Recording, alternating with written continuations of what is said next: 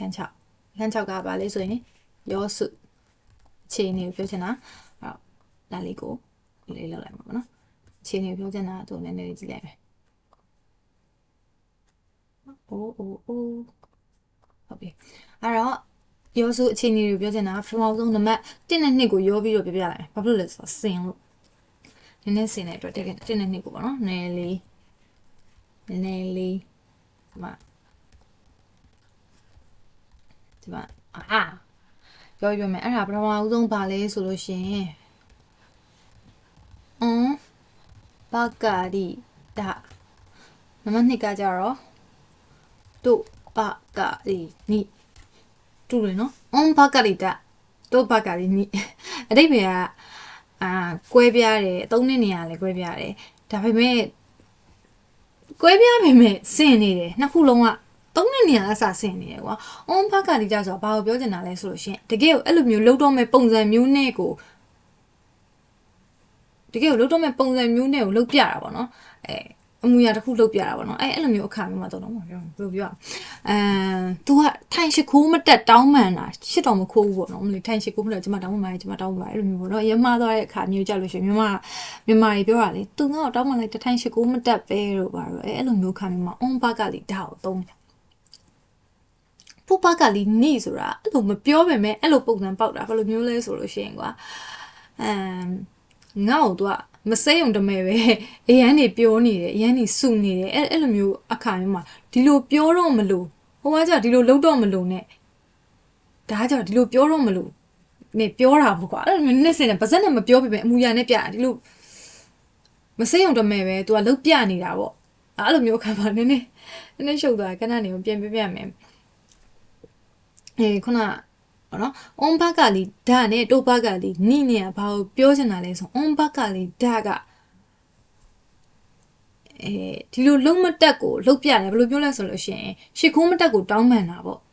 အမူအရာအဲ့လိုမျိုးရှစ်ခိုးမတက်ကိုတောင်းပန်တာတလောက်ဖြစ်နေပြီမစကားမှာဆိုအဲ့လိုမျိုးပြောတို့ဘကလေးနိဆိုတာဘာလဲဆိုရင်မဆဲလိုက်ပင်မဲ့လေကိုဆဲတော့မလို့အမူအရာလှုပ်ပြနေတာအမူအရာနဲ့လှုပ်ပြနေဥမာပြောလို့ဆိုတယောက်ကရန်စိတ်ဆိုးနေထွက်သွားလို့မပြောရုံတမဲပဲဒါပေမဲ့တကားယူဆွဲဖွင့်မိလိုက်ပြီနင်ထွက်သွားတော့ပေါ့အဲ့လိုမျိုးအခါမျိုးမှာတို့ဘက်ကလီနီကိုသုံးတယ်ပေါ့နှစ်ခုလုံးကအတိတ်ပဲဆင်နေဒီဟာကကြတော့နှစ်ခုလုံးမြန်မာလိုပေါ့မြန်မာလိုရေးလိုက်မယ်တော့မလို့နဲ့လုံးတော့မလို့နဲ့ပေါ့နော်အဲ့လိုမျိုးမှတ်ထားတယ်ကိုကတော့နှစ်ခုလုံးကအတိတ်ပဲနဲ့ဆင်တော့မလို့နဲ့ဘယ်လိုမျိုးလဲဆိုလို့ရှိရင်ဒီဘက်ပြီးတော့မြန်မာလိုထပ်ရေးပေးမယ်တကယ်ကိုအဲ့လိုပုံစံလုံးတော့မလို့နဲ့တကယ်ကိုအဲ့လိုလုံးတော့မဲ့ပုံစံနဲ့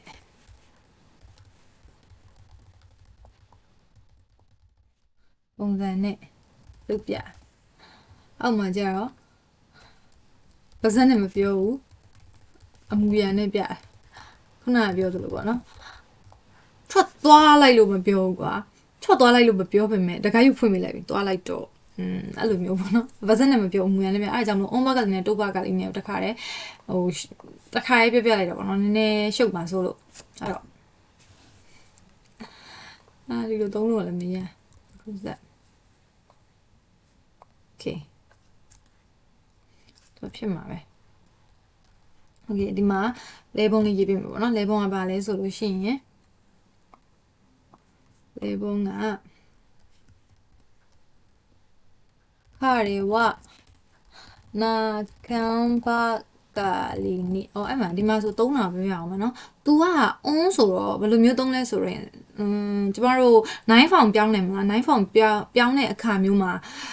အရှိဆုံးလုံးကိုပြောင်း9ပေါင်းဆိုပြီးတော့သုံးတယ်မလား तू လည်းတူတူပဲအွန်းဘကလီနီရဲ့အရှိမှာအရှိဆုံးလုံးကိုပြောင်းပြီးတော့အွန်းဘကလီနီလို့ထည့်လိုက်တာအရှိဆုံးလုံးဆိုတော့ကွာဥမာနာခုဆိုလို့ရှိရင်ခုရဲ့အရှိဆုံးလုံးကခမလားအဲ့တော့နာခံဘကလီနီဆိုပြီးသုံးတယ်ကျမပြောတာသိပါတယ်9ဖောင်ပြောင်းတဲ့ပုံစံမျိုးပြောင်းပေးရတာဒီဟာအဲ့ဒါလေးတစ်ချက်ပေါ့နော်အဲ့ဒါလေးမှတ်ရမှာပေါ့နော်ခါတယ်ဝါနာခံဘကလီနီဘာလို့လဲဆိုဝါတရှိနီအယမတာဘာလို့ထားလဲတော့မသိဘူးเนาะသူကငိုတော့မလို့ငိုတော့မလောက်ကိုပေါ့နော်တော့မလို့နဲ့တော့မဟုတ်ငိုတော့မလောက်ကိုလို့ဘာသာပြန်ပို့ပြီးတော့အဆင်ပြေမယ်ဒါဆိုဘယ်လိုလုပ်တာဆိုတော့ကျွန်မနည်းနည်းအဲ့လိုမျိုးနည်းလေးပြင်ကျင်တာတော့ရှိရပါတော့အဲ့လိုမျိုးလေးရှိရပါတော့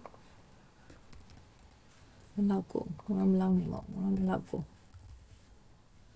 ဘယ်လောက်ကိုကျွန်တော်တောင်းမှန်တယ်ပေါ့နော်မလောက်တော့မလောက်ကိုဒီတိုင်းမှတ်တာခတ်တယ်ပေါ့နော်ကျွန်တော်ကသူကငိုတော့မလောက်ကိုကျွန်တော်ကိုတောင်းမှန်ခဲ့တယ်ဒီမှာဆိုလို့ရှိရင်တော့မလို့ကိုတော့မလောက်ကိုဒီမှာကျတော့တုတ်ဘက်ကလေးနေကြတာတမျိုးပေါ့နော်ပြီးတော့မှပြန်ရတော့မယ်ခတယ်ဝsorry ခတယ်ဝဟာယာခုခအဲလေမြန်ပြန်တော့လို့တို့ပါဒါတော့ရိုးလေးပဲပြန်သုံးလို့ရတယ်တို့ပါကလီနီတို့ပါကလီနီပြန်တော့လို့ပြောတော့မလို့ကိုပေါ့ဒီမှာဆိုလို့ရှိရင်တော့ပြောတော့မလို့ကို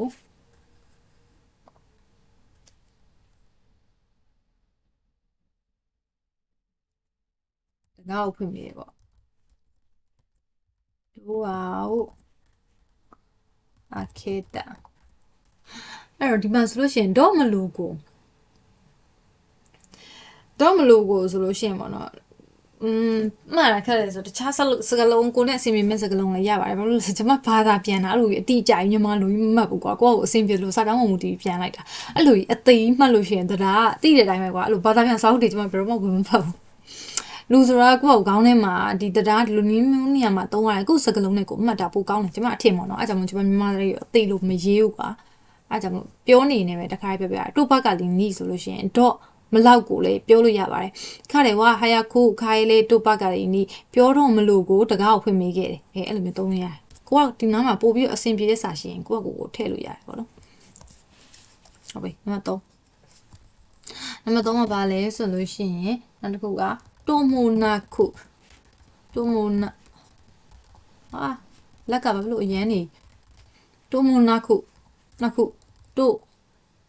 မိုနာရှိနိနှစ်ခုသုံးလို့ရတယ်သူတုံးပုံနောက်ခုလည်းရတယ်တုံးပုံနောက်ရှိနေလည်းရတယ်ဘယ်လိုမျိုးလဲဆိုတော့မှန်းမသိပေမဲ့ဘယ်ကမှန်းမသိပေမဲ့အတိအကျအသေးချာမသိတဲ့အခါမျိုးမှာသုံးတယ်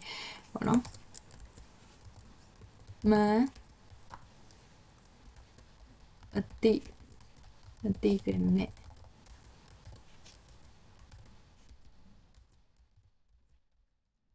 အတိအကျသေချာမသိပေမဲ့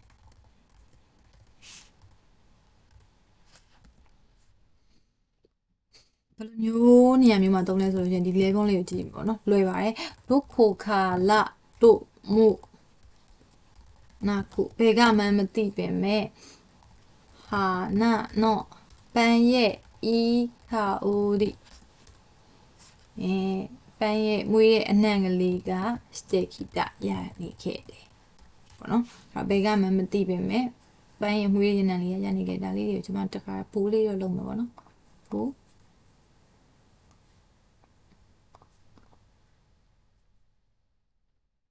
ခါလတိုမူနာခုဒါဆိုရင်နှစ်ခုလုံးကသုံးလို့ရတယ်နော်တိုမူနာခုပဲဖြစ်တိုမူနာရှိတယ်ပဲဖြစ်အတိတ်ပဲအတူတူပါပဲဟုတ်ပြီနံပါတ်4ကိုကြည့်ကြည့်မယ်နံပါတ်4မှာဆိုလို့ရှိရင်ခတယ်ဝဥမာ sorry နာဂါရာနီကနာဂါရာဆိုတာကဟိုဗာလဲ5မှာလား4မှာထင်တယ်တင်ရတာထမင်းစားနေနေရှင်ကြည့်ရယ်ချိုးနဲ့ချင်းသားထောင်းနေပေါ့နော်ရင်းနဲ့ဆိုပြီးတော့ကျွန်တော်တို့သုံးတယ်ပေါ့နော်ဒီမှာဆိုလို့ရှိရင်လည်းနာဂါလာနီယာကျတော့အခြေအနေမပြောင်းလို့ပြောချင်တာပေါ့နော်သူကမွေးကလေးကထူးချွန်လာတယ်ပေါ့နော်အဲ့လိုမျိုးအခါမျိုးမှာဒီနာဂါလာနီကိုသုံးတယ်ပေါ့နော်ဘယ်လိုမျိုးလဲဆိုတော့လဲဘုံကိုကြည့်ပြီးတော့မှအဓိပ္ပာယ်ကိုရေးတော့မယ်ပေါ့နော်အဓိပ္ပာယ်စာကြောင်းအဲ့ဒါပို့ပြီးအဆင်ပြေဒီတိုင်းပြောချလိုက်တာစာကြောင်းကိုဟိုကဖြစ်တော့မှာဆိုလို့စာကြောင်းပြောင်းမှာဆိုခရေဝဥမာလေနာဂါလာနီသူကမွေးကလေးကပေါ့နော်မွေးကလေးကယဆာရှိခုလောအိုမုတ်တေဤလူသူကမွေးကလေးကနေပြီးတော့ဒီဘယ်လိုပြောမလဲသဘောကောင်းတဲ့စိတ်ထားကိုပိုင်ဆိုင်ထားတယ်ပေါ့နော်အဲ့တော့နာဂါလည်းနေရကြတော့ကတဲကလို့သုံးလို့ရတယ်ဟိုအရင်ကတဲကဒီဟာကသူ့အနံ့ကဒီလိုမျိုးရခဲ့တာပေါ့နော်ရင်မွေးကသုံးတယ်ဆိုလို့ရှိရင်အဲ့လိုနာဂါလည်းနေပေါ့နော်အဲ့တော့ကတဲကလို့ညီမလို့ရေးလိုက်မယ် လေကအဲ့ဒါပို့ပြီးအဆင်ပြေလေကဟုတ်ပြီနံပါတ်5နက်ကလည်းနေရအခြေအနေမပြောင်းတဲ့အခါမျိုးမှာသုံးတယ်ပေါ့နော်အဲ့ဒါသုံးတဲ့နေရာလေးမသိပါဆိုလို့တခါရဲပြောပြငါကကြာပါလဲဆိုလို့ရှိရင်ခီတိုင်းကအားလို့ဒါကတော့မှတ်တာအရင်လွယ်ပါတယ်ခီတိုင်းကအားလို့ဒီနံပါတ်6ကအခန်း6ကလည်းမှတ်တာထောက်တယ်ကွာနှစ်ခုပဲတိုးမနောက်ခုတိုးမနရှိနေရယ်တေးကြနေရမသိခီတိုင်းကအားလို့ကဘာလဲဆိုတော့မကောင်းတဲ့အကျင့်ရှိတဲ့အခါမျိုးမှာခီတိုင်းကအားလို့ကိုသုံးတာဖြစ်လွယ်တယ်လွတ်လွယ်တယ်အဲ့လိုခါမျိုးမှာသုံးတာမြန်မာလိုရေးပြမယ်ပေါ့နော်ဖြစ်လွယ်တယ်လွတ်လွယ်တယ်အဲ့လိုအခါမျိုးမှာမကောင်းတဲ့အကျင့်ပေါ့နော်ဒေါသဖြစ်လွယ်တယ်တော့အဲ့လိုမျိုးလုံလွယ်တယ်အဲ့လိုမျိုးအခါမျိုးမှာသုံးတယ်ပေါ့နော်ဟုတ်ပြီကြည့်မယ်လဲပုံလေးကိုခါတယ်ဝသူကရှီကော့တို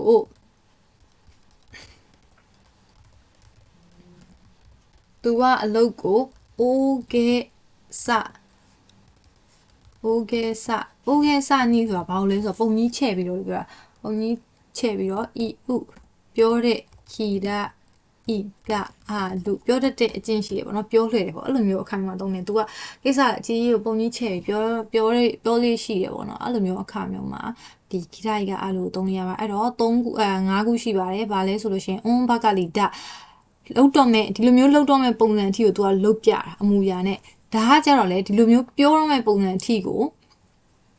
လုတ်ပြတာပဲနောက်ခုလုံးတော့လုတ်ပြတာပဲဒါကကြတော့လုတ်တော့မဲ့အတိုင်းတောင်းမှန်တော့မဲ့အတိုင်းဟိုကကြတော့ပြောတော့မဲ့အတိုင်းထွက်သွားစမ်းလို့ပြောတော့မဲ့အတိုင်းဒါပါစံနဲ့မပြောမူရနဲ့ပြလိုက်တဲ့အခါမျိုးကတိုးဘက်ကလည်းမျိုးသုံးတယ်တိုးမနာခုတိုးမနာရှိနေရအတိအကျသေချာမသိတဲ့အခါမျိုးမှာသုံးတယ်ဘယ်ကမှမသိပေမဲ့အနန္တခုရနေဘသူစီရမှမသိပေမဲ့စာရောက်လာတယ်အဲ့လိုမျိုးအခါမျိုးမှာတိုးမနာခုတိုးမနာရှိနေကိုသုံးတယ်ဒါဘယ်လိုဖြစ်လို့မိဖြစ်နေတာနောက်တစ်ခုကနာဂါလန်ကြီးကအခြေအနေမပြောင်းလဲဘူးအရင်ကတည်းကအခုတည်းထိပဲဆိုပြီးတော့အဲ့လိုမျိုးခါမျိုးမှာသုံးတယ်ခါလေဝဥမာလဲနာဂါလန်ကြီးရာဇရှိကိုလိုမိုတေးတို့နောက်တစ်ခုခိတိုင်းကအဲ့လိုဆိုရင်မကောင်းတဲ့အကျင့်တွေဖြစ်လွယ်တာလှုပ်လွယ်တာတွေသုံးတယ်ပေါ့နော်ခါလေဝရှီကော့တိုအိုဂေဆာနီအယူခိတိုင်းကအဲ့လိုဆိုပြီးတော့သုံးတယ်ပေါ့နော်ဟုတ်ပြီအဲ့တော့ဒီနေ့ကတော့အခန်း6ပြီးသွားပါပြီအခန်း6ပြီးသွားပြီဆိုတော့တစ်ကနေ6ထီကိုနည်းနည်းချင်းစီနှွေးပေါ့နော်လွယ်ပါသေးတယ်အခန်း20လေးအခန်း20ပဲရှိတော့တခြားခန်းကြီးတွေပါလေကိုယ့်ကိုကြည့်ရပါတော့နောက်ပိုင်းအခန်းဆက်လိုင်းလေးရောက်လို့ရှိရင်မေးခွန်းဟောင်းတွေအတွက်အစင်းသစ်ဖြစ်နေလောက်ပြီလို့ထင်ပါတယ်အဲ့တော့အားလုံးပဲတူတူဆောင်မအောင်ကြမယ်တက်တာအခန်း9ကျရင်ပြန်တွေ့မယ်နော်